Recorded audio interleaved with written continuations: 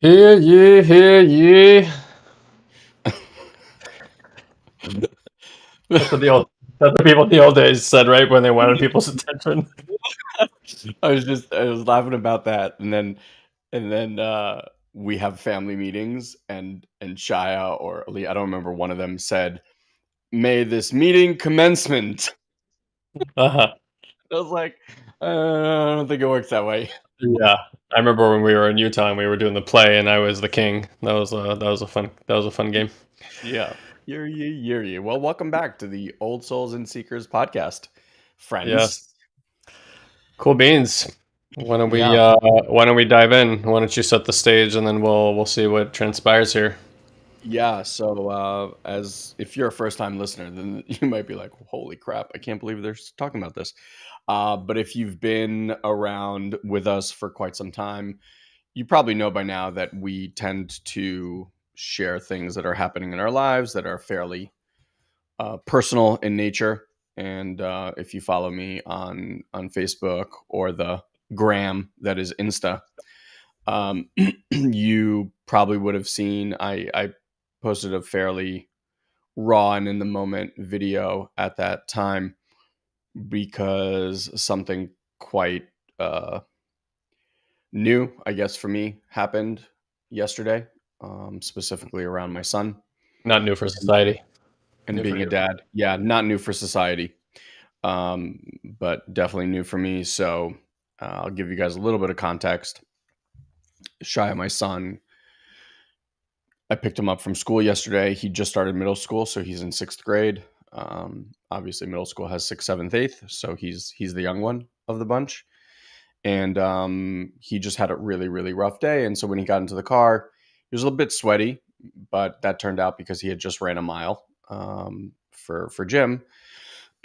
But beyond that, I could just feel that like something was not okay. Like he wasn't his normal self. And I asked him what happened, and he started to share that as he was leaving school, some kid, he didn't even know who it was, basically unzipped his bag and took out like a box of colored pencils and just threw it. And the box opened and pencils went everywhere. And he was so he was like now in the middle of the hallway trying to pick up all these pencils, and then the bottom of the box opened, so he had to like he would put them in and the pencils would fall out again, and he had to do this like three times. So he was obviously very on top of annoyed, just incredibly embarrassed because he's probably in the middle of this hallway with Right. God knows what these kids were doing, saying, Right. etc. Right. Eventually a teacher, actually like one of his teachers, actually came out and helped him. And then in addition, and I found this out later, I'll kind of walk you through the whole thing, but in addition, as he was going to gym class, some seventh grader decided to just push him into like the door. And then in one of his math class, I think in his math class, he has one of these bottles. And if you have kids, you probably know they're like these water bottles, but they have this like spray function on them now. It's like a little trigger, like all the kids have them. And so a kid who he was like, I don't understand because I thought we were friends, basically took Shia's water bottle and like sprayed him in the face with it. And it got like the desk all wet and him all wet, and Shia got really upset. And so Shia grabbed the bottle and sprayed the kid, and the kid was like, "What did you do that for?" And then the teacher saw Shia, and then Shia got in trouble. So all in all, it was like a really really rough day. Oh, that was one day. It was all in one day. Uh-huh. That sounds like my first day of freshman year in high school. So what was interesting is he told me about the other two, the gym and the class. He told me after, but as he started to tell me about the pencils and like that whole thing, and especially when he got to the part about when it fell out, like Multiple times. multiple times, and I could just feel like his heart just squelch up real Mm. tight, and then just so much sadness was there.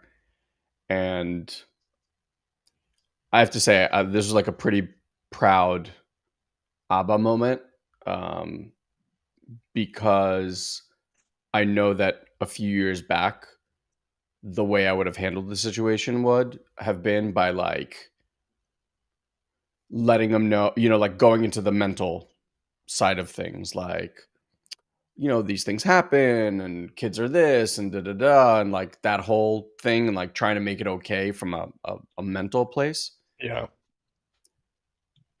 And I didn't do any of that.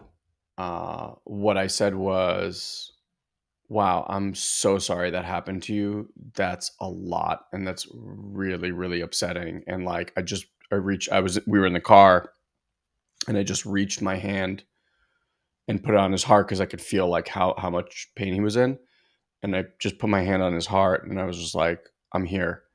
And he just, in the same kind of way that we're with our clients, like when you can give them permission, and it was just waterworks for like 3, 4, 5 minutes. He was just uncontrollably like letting all this stuff up. And I was just sitting with him like, oh, buddy, I'm like, I'm so sorry. I know that was really, really hard and like really painful. And so he literally just processed all this stuff, right then and there. And then afterwards, he told me the two other stories, and like, and this happened. And then he said this line to me, which just shook me, like literally shook me to my core. Mm. He said, while crying, he's like, I just feel like I'm a target. And I was like, Oof. oh, it was like the dagger in heart moment. And I Yeah. literally like, the fire dad protector. I was like, I'm gonna park this car and I'm gonna go fucking annihilate kids right now. Like that's Yeah. everything inside of me. That's what I wanted to do. Sure. And I could get it. Like I could feel it. I was like, this is a very natural reaction, Elon. This is okay. But that's not what he needed at that moment. What he needed was me to be there with him. Um, and it was really hard for me, really hard. So I'm just going to give you like a little bit more context, and then I'd love to hear your piece about it. So he came home. Obviously, he's like still super shook and super sad, and I'm just in my head like processing my anger and my helplessness and all that kind of stuff. And then um, he ended up taking a shower, and he was just kind of like sitting on his phone. And I was like, you know what? Let me see if he'd be interested to kind of like sit with me for a few minutes before I needed to leave the house. And just because I know like that energy is gonna get stuck unless it moves. And I could feel that he released some, but it wasn't the totality of it because it's a lot. Like it's gonna bring up a lot. And so I was like, Shia, would you want to just come sit with me here for a minute? And so we ended up like, this is Shia's bed. I commandeer his office in our I commandeer his bedroom as my office in this rental. And we laid on the bed, and he just like laid on me, and I was holding him, and I was like, can you feel your heart? Like, can you just move and bring your awareness to your heart? And he's like, yeah. I was like, can you feel how tight it is? And he's like, yeah. And I was like, okay, well, we're just gonna sit with that. Okay, we're just gonna breathe. I was like, what do you notice? He's like, it's really hard to breathe. And as we were noticing it, you could just feel all this energy go up from his heart. And it started like, it literally felt like someone was like choking him. And I was like, you feel it around your neck now too. He's like, yeah. And he says, he's like, it feels like someone's choking me. I was like, it's okay. This is fine. We're just going to let it be there for now. We're not going to try to change it. We're not going to, I just want you to know, like, I can feel it with you, and I'm here with you. And so we felt that, and it was really intense, like really, really intense. It was really hard for him to breathe. Um, and then all of a sudden, I could just feel this like energy and warmth building through his lower back. So I actually moved Mm. my hand on his back, and I was like, can you feel where my hand is? Can you feel like a level of warmth or tingling and support? and I held it there, and then we just again connected to ground. And he's lying on me the whole time, and I'm just really like bringing my system into just like the most grounded, regulated place that I can. And all of a sudden, I was like, you could just feel the hand like almost release from the neck, and Yeah. just the energy start to really, really move down in this beautiful way. And I was like, and where is it now? And he would be like, it's here. And I was like, and where is it now? And he was so good. Like his tracking was incredible. Like he was like, it's at the top of my stomach, it's at the lower part of my stomach, it's at the lower part of the abdomen, like it's, I can feel it in my legs. Like he literally felt the whole thing down. And it was just so beautiful because you can actually feel how this energy that would have got stuck in there was just moving through, and he was watching it move through, and he actually had the experience of it moving through. And then we went out to dinner and we had conversations, and he was just, you could see he was like back to himself. And I don't know, it felt so so rewarding to be able to be and show up for him in that way without having to go through the whole like mental process of it, because like, what the hell are you going to say to a kid that just had this day that's all of a sudden he's going to be like, you're right, Abba, it wasn't that bad. No, it was fucking horrible. Like that may have been the worst day he's had ever. My son is just, and Guy knows this, but like my son is a magnet. He is just an energetic beam, and everyone he ever meets is just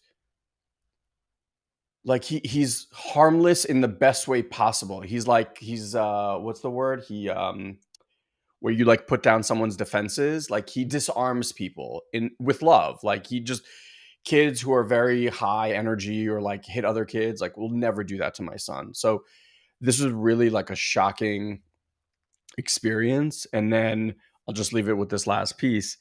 I shared that video and I was asking for advice, and actually one of our clients, who's also one of our coaches, reached out to me because he'd had experience with it. And what he pointed to, which was really helpful for me, was sitting with the part inside of me that felt helpless, right? Like the rage and the anger was the response in my system internally, like the wanting to rip kids' heads off, right? Was the response from down, down, down, down, down of like really feeling helpless and just, how do I help this kid right now? And I couldn't do anything. So it's really interesting to even note from me what came up, and like that stuff that I still get to sit with. I was doing some meditations this morning on it, but I can still feel some stuff working through the system. So yeah, it was quite the day and quite the experience for sure. Yeah, sure. Not the first and not the last of moments like that. Like he's out of that elementary school place where there's a lot of posturing going on at this age, and like men trying to figure out who's the men from the boys, and uh archetypal type stuff, right? It kind Yeah. of begins at this age. Like I definitely remember it right at that age too, where it's like, oh, okay, and he's the young one, right? So he's like the new fish in the pond, and it's like they got hazed, and so now they're hazing. It's like that whole culture, but that's that. I know that's unfortunate, but I want to start by saying, commending you for the way that it was handled, because that's not the way it was handled in our house. I No. mean, these things were. I never talked about these things in our house when they were happening to me. It was just like that was just the way school was. I never thought there was anything to talk about at all. I never really brought those issues to the table. But so like commending two things. Number one, that you have a relationship with your son, that he can share that with you, or Yeah. he doesn't just show up in the car upset and takes it out on you, and then you're like, I don't know what's going on in your life, and he's like, Mhm. he can actually like tell you what's going on, and hopefully that what you did for him, or how you showed up for him rather, I think A, is supportive, um, B, gives him permission later on, if stuff like this is going on, to come to you and continue to navigate and have conversations with you, because it could be it could become a point of shame also. Yeah. And it's like kind of like a lot of victims, they end up like blaming themselves, like, oh, it's such and such. um, And I think that would be supportive too, to like just tell him like, hey, if this stuff keeps happening or whatever, like let's not create that we were going to expect it. This stuff kind of happens off and on in school, but let us know what's going on. I mean, look, kids are going to be kids. You can get parents involved and punish them and do all the things, but like they're any child, any human is interacting with the world from their parts, right? And like so, these kids are like this is their defenses and this is their aggression pattern and da da da da. And part of that is like these personality patterns become a lot more obvious at this age than they were when you're a kid, and everyone connects over, let's say, like lower mental stuff, right? Like it's like playing and games and this and that. And now it's like upper mental stuff, right? Like intelligence and girls who like boys and boys who like girls and a lot of other stuff that starts getting into these kids' realms that they're navigating and playing with. And so those personality patterns and like wherever their strategies have been at home that maybe were kind of like kept at home suddenly start coming to the surface over here. So I think there's twofold, right? Is like helping him see that why do kids do what they're doing? Like why does somebody interact with someone in that way, and that there's like some unmet need in their system, like they're trying to find safety in their own way, like ultimately, right? And that there is these different personality types and this is how they interact with the world, and some people like me and you interact with the world in an aggressive type of way, and then for him it's continuously doing the work so that he doesn't formulate an idea about himself that he's a victim in this world. Yeah.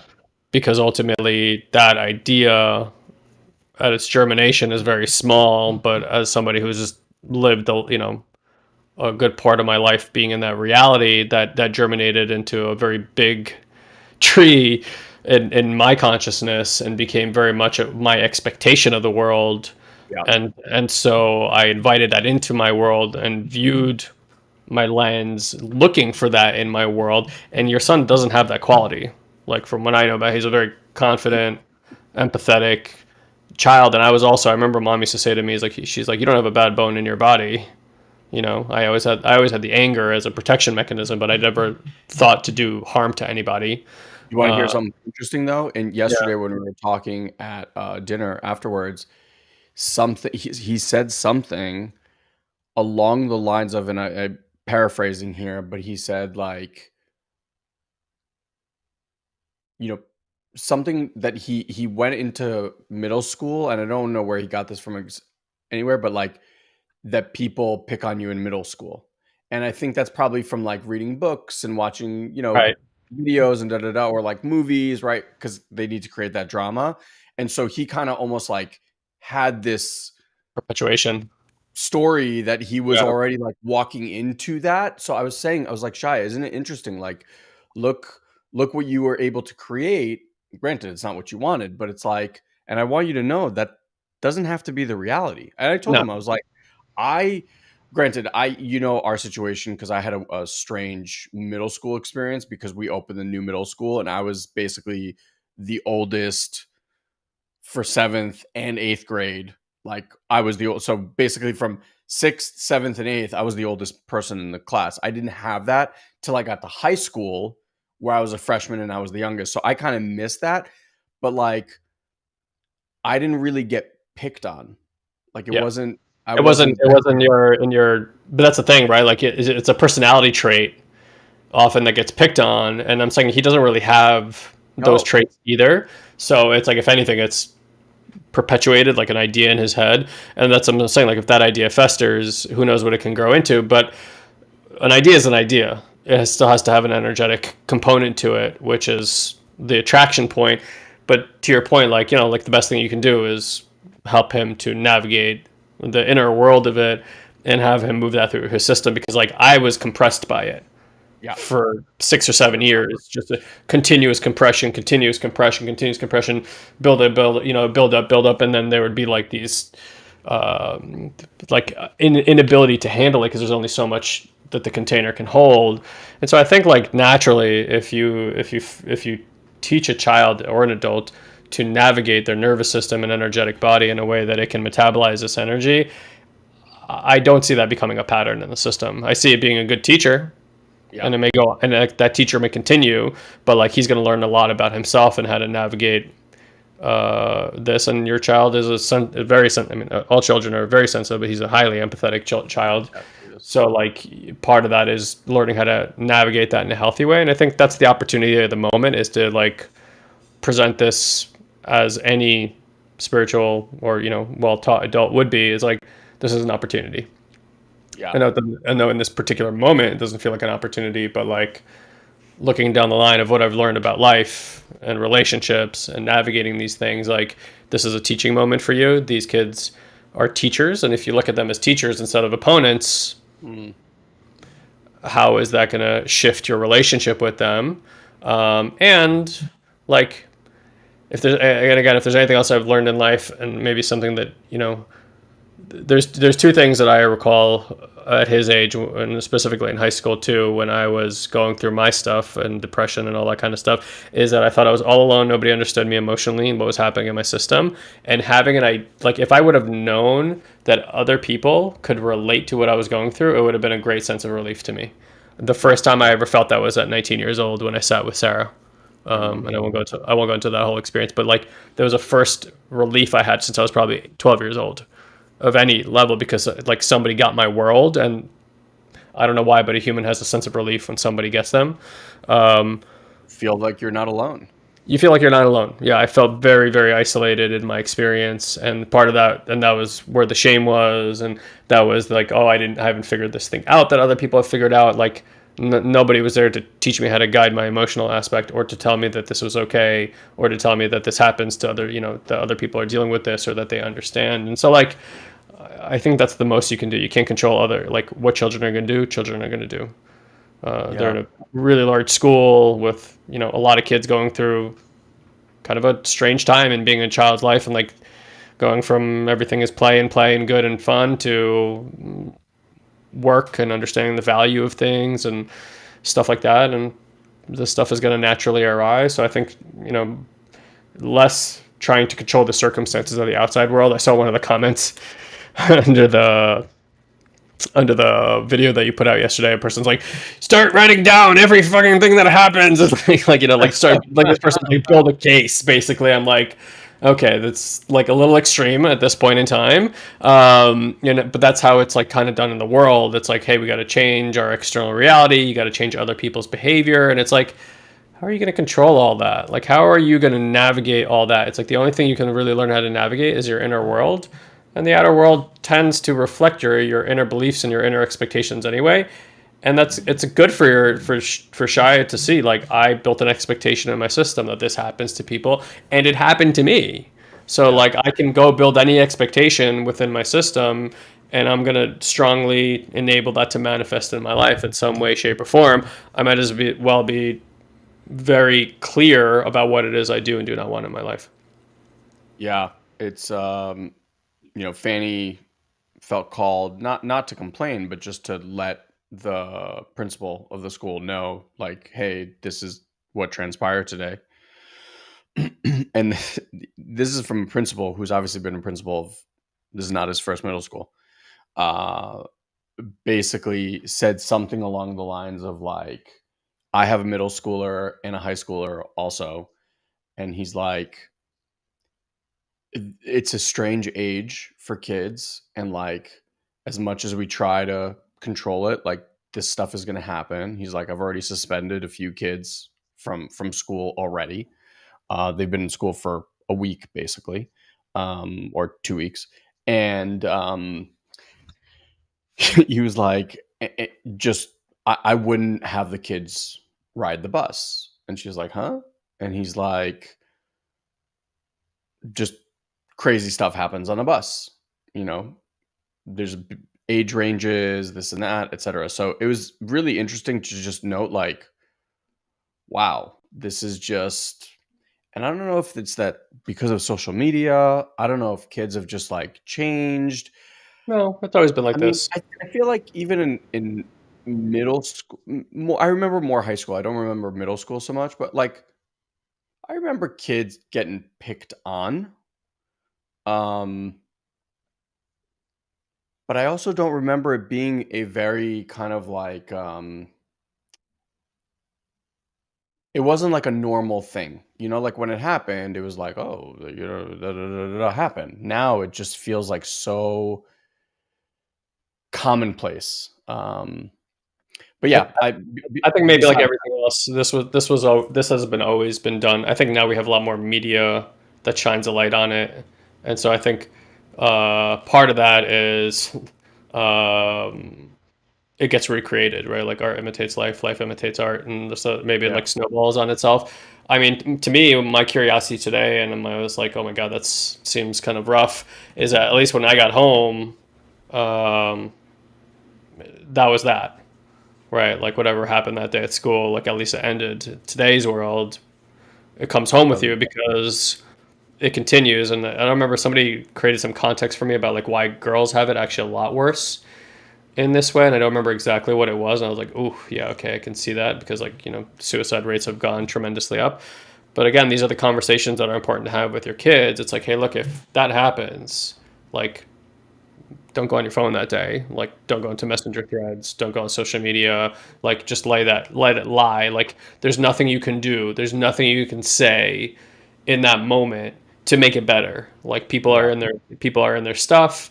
People are hijacked in their own limbic systems. Like, you don't have to explain it that way, right? Like, you have to find ways to explain it that a child can use it. But it's like, hey, look, on if that ever happens again, like it can extend into that. Even with the best of intentions to try to make it better, you may make it worse. Like, one of the number one lessons that anybody can learn, that certainly we teach our clients too, is like, if you meddle, you're going to make it worse. It's like always. if you scratch the bite, you're going to make it worse. It's going to spread. And it's like, the best action initially is usually non-action, and usually non-action will subside it. Like, I was not active with my bully, with my bullies, I should say. I was a fucking menace to them because I always, like, I never fought. Like, I never got in a single fight in school ever. It was never violent, but it was emotionally and somewhat physically abusive at times from people on a fairly regular basis with me. But I never shut up. I always talked back. I did exactly what I did at home. I always made, like, I wanted them to know that they couldn't get me.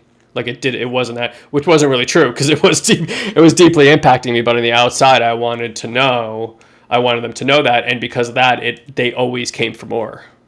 Yeah, because they got They the always reaction. came for more. Always came for more. Um, and I think, like, yeah, it's really challenging. And again, like, I would say if something happens one off, it happens one off. Kids have their moments, their dicks, or just like adults, we have our occasional dick moments. If it's a pattern, different story, and then you got to start Yeah, looking at that relation, that worked, particularly the dynamic in that relationship. I always laugh because one of my bullies' last name was Guy, so I like, actually told this to Shia. which was the strangest thing. And we were like couldn't be more opposite from each other. I was really really small, and he was like a giant ogre of a human being. But it's funny. Like, we're just talking about it, so I'm having like little flashback memories of trauma with him, and then I remember like certain days I would just be nice to him. Like, he would say something, and I would just be nice to him, or like he took money from me a number of times, but one time I just gave him money. Like, I'm like, maybe he needs money. And I gave him money. And I remember like his counterpart, and I don't want to name names here, like, came over, who also would hassle me on a regular basis. And I remember he looked at him and he went like this, like he like shook his head, like telling him like, not today, to like lay off of me today because I was like nice to him. And I remember like kind of catching a glimpse of that and being like, oh, okay, he's not going to haggle me today because I was nice to him. Uh, And so it's like, you just never, you never know. I think a lot of these things, they unfortunately build character, and sometimes they don't. But I think having a parent who can attune, having that skill set right now is probably the best thing you can have. Like, yeah, yeah, that was honestly my biggest takeaway was how how confident and competent I felt in being able to guide him through whatever he was going through, to the point that I actually felt and knew that he had metabolized that aspect of it. yeah, Because you said earlier, it's right. It's like if you plant that seed and then he doesn't come to talk to me about it. I don't have the tools to energetically show him how to metabolize that, then that crushed heart and choking thing creates a pattern. Like it's going to actually build in a pattern for that kid. Like, and he's just going to get programmed by that. And he would have walked into the school today a very, very different being. Of He course, would have scared, worried. been scared, on guard, like high alert, right? Like anticipating this to happen, which then guess what happens? Yeah, More of it happens. So it's like when Guy was talking about you switch down this victim track, and there's so many adults that we deal with, right? That have these patterns baked in. And it was moments like this that happened that you were not met, that someone didn't know how to be with you, that had you create these survival mechanisms. And truth be told, the survival mechanisms that you created when you were, 6, 7, 8, 9, 10, whatever it was, they don't serve you today. yeah. Like And you it's true. still What he creates right now with these people is what he's going to create with challenging people in the future, unless 100%. these parts don't have a need to develop because the energy remains fluid and moving through the body and non-stagnant. Like, so that's Yeah. the biggest gift you can really give him. And then the other part that Tiffany is saying here, it's like I Guy said this before. We really believe that everything is a teaching moment. Like everything. Things that blindside you, things that upset you, things that challenge you, people that challenge you, whatever it might be, everything is here to teach you a lesson. And what I used to do is I used to sit and I would ask this question like, what is this here to teach me? Right. And I would go about it from a mental construct place. So it's like, okay, right, what is this here to teach me? How can I learn from this, etc.? Which, by the way, is a much, much, much, much better question than why did this happen? I agree. Why did this happen to Shia? Why did this happen to me? Why did this happen to us? Like those questions are, it's a waste of time because it just puts you into, it's an if and statement, right? So it's like you're just making stuff up, like why, right? Mental reenactments. More, but beyond all of that, now where my curiosity lies is, into what my client slash coach brought up, which was like, wow, there was this really deep, helpless part that now I get to sit with. Because as a parent, I think we all want to save our kids and protect our kids and make sure our kids are well and all that stuff. And the truth is, we can't.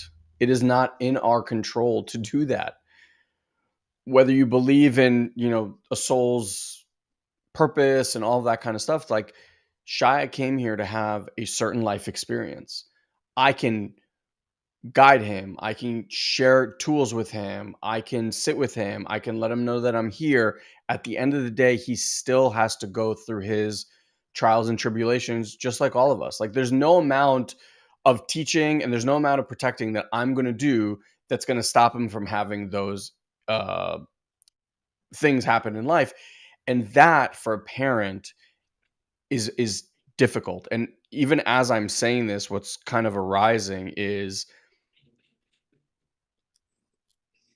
that helpless part is the part that we don't really want to touch, right? Like that helpless part of us is the part that we don't really want to touch because it makes us feel um, weak and incapable and all of that. And as I'm sharing this, what I'm realizing is it's like as long as that part is there and active, I'm going to keep reenacting things in my life to highlight back for me that part. Right now, whether that happens to me directly or through my children or through my wife or through Guy or through people that I love, like it's going to keep showing up. Now, I know this to be true because there's other parts that I've healed and given them what they've needed. And as the parts move through, the reality shifts, right? Because I no longer need that mirror to highlight it for me. So what's interesting is as I'm sitting and talking about this, I'm like, wow, I could actually go and do the work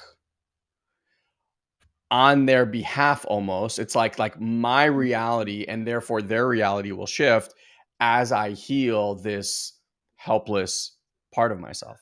Yeah. Yeah. I think that's probably it's a really advanced way of thinking about what's happening in the world. How like, the event that happens to your child is really an event that's happening for you, and it's like technically that's an event that's happening for everybody. But like, at the level that it can be seen right now, that's some pretty advanced thinking and emotional IQ there. Um, Look, I know even with my kid, for those of you guys who know Jaden, he's going to be 4 in November, so he's still towards the end of his 3 years, and in the moments where he's having his moments, which are far and few between, because thankfully we've had this work in our lives since he was born. And so this level of attunement and emotional intelligence, like even for your kids, they're getting plenty of it at a very important time in their lives. But nonetheless, we're very fortunate that we had it since the day he was born. This wisdom and knowledge, and so like our experience with him has never been to change his experience, whether we like what he's going through or not. And that's such a radically different way than I've seen it done anywhere else. And we're just at the precipice of starting to experience what that does for a child. Like, it almost makes me want to cry, because like it's insane to watch my son be in this world. Like, I have seen him in high stress situations and how he deals with it. Even I'm like, what? Like an adult wouldn't do it that good. He's so fluid with it, because like things don't hit. And so like we had something the other day, and like he's under resourced, he's tired. Like I've never met a human being yet who's under resourced and like acting well, right? Yeah. So like children are much easier to see this on, but like people don't realize like oftentimes with their children going through, they're tired. There's certainly like with food today, I don't know if other parents are as obsessive as me and Mandy are, but like everything has sugar in it today. Like everything has sugar in it today. Even if you buy healthy food, like go look at the label. Your kids are eating a lot more sugar than you probably think they are. And like if you watch, you learn to use the word commandeer. Like I watched Sugar commandeer my wife's sister's kid the other day, and I was like, oh my God. I'm like, he looked like a drunk high school girl.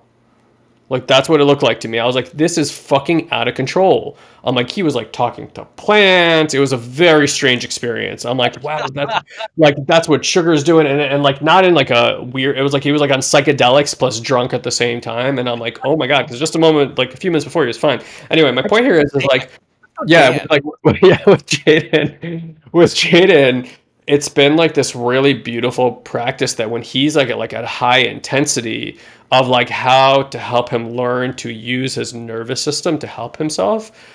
And it's like honestly, I mean, I know a lot of kids have temper tantrums, and my kid has his moments too, don't get me wrong, but like a full on temper tantrum, I think I've seen my child do it like maybe 3 times since he's 4 years old. I don't know if that's normal or not normal. I guess you guys watching can tell me if that's normal. Like where we've let him go like full bore, like he needs to fucking, looks like he's like gonna break something, like nothing makes sense anymore.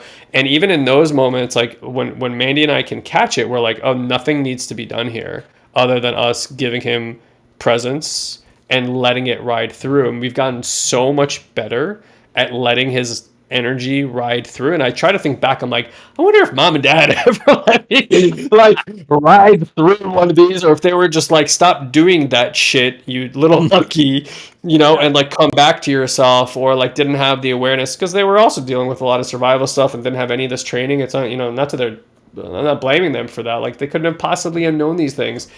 And now it's like we just breathe together. Like when Jaden's upset, I hold him. I'm like, baby, let's take a deep breath. Like, he just starts regulating his nervous system. And the same thing, we start feeling into, like what Elon's saying, we start feeling into the parts in his body where it isn't. He can easily locate it. I'm like, hey, baby, do you feel it in the back of your heart? Yeah. And like, but then he feels it. And then same thing, we just keep tracking it. We keep tracking it. And before you know it, he's fine. Like, and every time we've done that, like now I see him interacting with other children, or when he's afraid, and I see him regulating himself. Like of course we hit those points where he doesn't have resource to do that, but that's why me and Mandy are still here to do that. But like watching a child regulate their own nervous system is something, is really something to be seen, and I and that's cute, and I hope is mimicked, and something that people really want to pursue in terms of how to cultivate their children. It's something you got to experience for yourself, and I think something that we all wish we had. We just wanted space to be, and to learn how to come back into a state of neutrality and resource and stuff like that. So I think you're doing all the great things. Hopefully, anybody who's listening out there recognize that even if you are challenged by this currently, you're in a victim mentality, you feel bullied by the world or by people, by God, by your religion, culture, whatever it might be, that is a pattern. Yeah. I understand. Very much understand that that's the reality and experience that you're having. Nonetheless, that was patterned and conditioned into you based on the circumstances that you had. And if you did it, and if you weren't taught how to learn how to regulate your nervous system, like now when I do trainings, I'm like, so here's what's on top of Satori Prime. I'm like, we can train you how to regulate your own nervous system. Yeah. My next question to you is, have you ever heard anybody say that before? Yeah. Have you ever heard anybody talk about regulating your nervous system? Was that a conversation that you sat around and had with mom and dad, where they're like, all right, it's Friday night, let's play the regulation your nervous system game? Nobody had this. Nobody had these conversations. Nobody has the tools for this. I'm like, what do you make, or what do you suppose happens to someone in a life when you are confident that, yeah, circumstances are going to happen, upsets are going to happen, overwhelm, stress, anxiety, it's part of being human. We can embrace that with quite a bit of compassion, especially when you know that you have the confidence to regulate your own nervous system, when you know how to resource yourself, when you know how to get back in connection when you feel like you've lost connection, like when you know how to actually do these things and you actually have processes for this and you become confident in these processes. I don't know what could be more important than learning about the way that this meat suit works, the way that consciousness works, the way that energy moves through your body, and all these things, because it is the fundamentals from which all of the rest of your life experience stems from. I don't care what else you get proficient in your life and what attracts you and what you're capable of doing or what you feel good about, but like it's all going to be resourced from the fundamentals of what a human being is, which is a meat suit with consciousness, awareness, and energy. And if you don't know anything about those things, life is just dramatically much harder, bar none. So it's like, if at the very least you got curious about how to regulate your nervous system and you found out, holy shit, humans can actually do this? Yeah. Children are doing it naturally, by the way. You don't have to look very far. They're all doing it for the most part. It's not that we're not born with it. We are conditioned out of it because we're told that it's not okay to act this way. And so you start applying these things, like these principles of good and bad. Like, even, Jaden was walking around the other day saying "damn it" a lot. He heard my wife say "damn it," so he was in the shower. He was in the bath yesterday, and something fell on the ground. He's like, "Damn it, damn it!" And I'm like, JJ, baby, I'm like, please stop using that word. And he goes, "Why?" And I realize in the moment I can either tell him it's a bad word, which is going to create a context that there's good and bad in this world, which creates a context of evil and whatever and all that kind of other stuff too. But I just said to him, I'm like, you know what? It's a word that adults usually use that children don't, because they don't quite understand the impact of, like, the impact of the meaning of the word. He's like, okay, and just stop saying it. Like, not taboo, not wrong, not anything. It's like we're just flowing with what's going on. Like, I personally don't give a shit if my child curses, but I know other people will, so I have to navigate That's this. actually what I tell Shia, because Shia is, listen, I curse, like, Shia, even yesterday we were sitting and it just comes out sometimes. And I said, listen, like, to me, a word's a word. I could care less. However, you're in school. Like, there's teachers and principals that have a very different outlook on this. Context. Yeah. There's also other parents who have a very different outlook on this. Like, there's certain parents that if you know that this kid curses all the time, like, they're just not going to want you to hang out with their Absolutely. kid. Absolutely. Like, in school, if these words slip out, like, there's a good chance you're getting in trouble. Like, I can't help you. So really, it's a matter of you taking ownership, and it's a lot harder to stop cursing once you start cursing. Sure. I'm for one, like I've become more conscious of it. I mean, if you guys watched some of our videos for 5-6 years ago, like we were cursing all the time. It still comes out here and there. But yeah, It's a curse of passion. It's a curse of passion. it's a curse of passion. It's an East Coast curse of passion. What I really want to like kind of put a bow on this is with the fact that your parents didn't have any of this training. Their parents definitely did not have any of this training, right?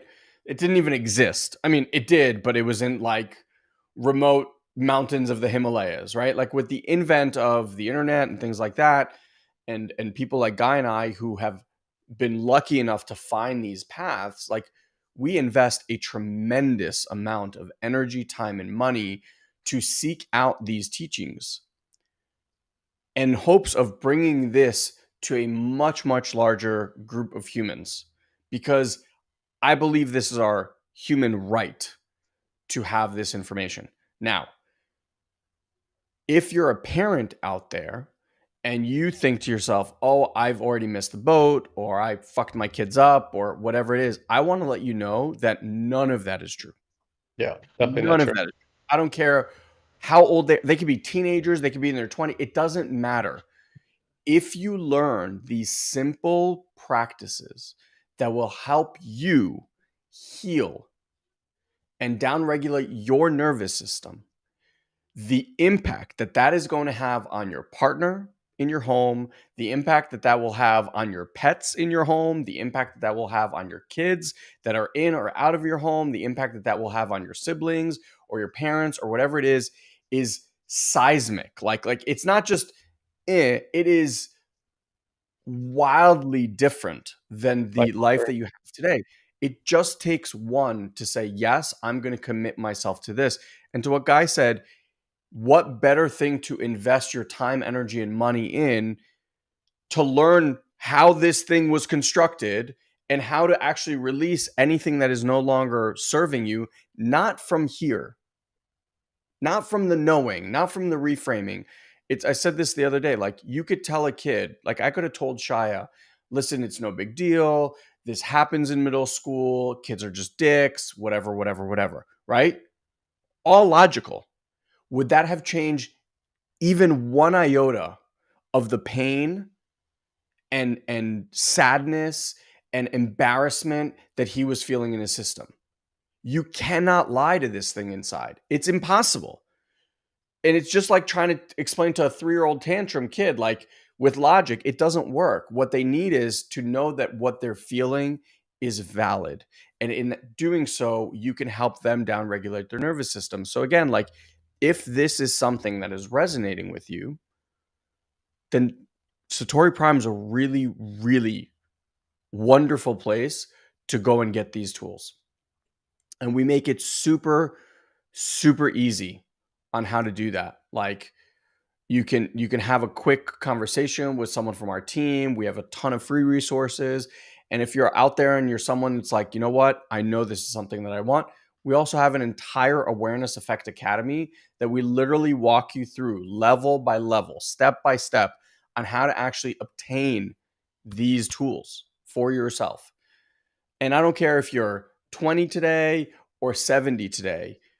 This is not stuff that takes decades to learn. Like within a few weeks, months, you could be having a completely different experience of life. It really is that profound. It really is, for sure. For sure. And it's to me it's a source of authentic confidence, not ego-driven confidence, which is like kind of building yourself up and prepping yourself up. It's knowing that you can be with anything that arises in your life, and no matter how it impacts your inner system, you have the confidence that you can bring it back to a healthy place and actually use, like we said, like that particular situation or that person in front of you as this incredible teacher, because ultimately that's what all our experiences are and all the people in our lives are. There are these incredible teachers that are actually trying to help us evolve and liberate ourselves. And that's from even a quantum physics perspective. Won't get into that in this podcast, really how the system works. So the reenactment of trauma is the way the system works in order to cleanse itself. But when we see our experience from our conditioning and it's the only place we see it from, then we're part of that reenactment. When we learn how to get this other view, this more subjective witness that I'm sure you guys have all heard about many times, but actually like attaining that through your experience and locating it is the key to all this downregulation, is the key to this energy and this healing and all these different things that spiritual texts have talked about forever. But that's the thing, once you locate it, you can continue to develop it and actually grow into it more and more. And instead of having it be something that you have to find and get into, it just becomes your natural state. Yeah. If you're not in our group yet, our Facebook group where we share a ton of this content, we do live calls every single week, and there's a lot of incredible soul family people that you can connect with. You could just go to joinoldsouls.com, joinoldsouls.com, and you can continue having this conversation with us there. That would be a great first step.